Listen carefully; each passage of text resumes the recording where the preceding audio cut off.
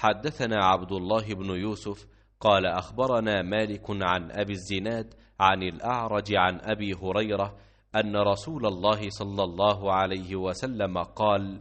إذا نودي للصلاة أدبر الشيطان وله ضراط حتى لا يسمع التأذين،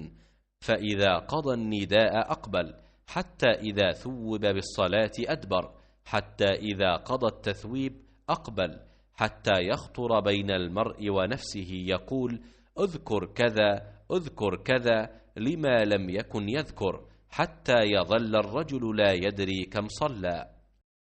अबू हुरैरा रज़ी अल्लाह ताला अन्हु से रिवायत है कि नबी सल्लल्लाहु अलैहि वसल्लम ने फरमाया, जब नमाज के लिए अज़ान दी जाती है तो शैतान भागता हुआ बड़ी तेज़ी के साथ पीठ मोड़कर भागता है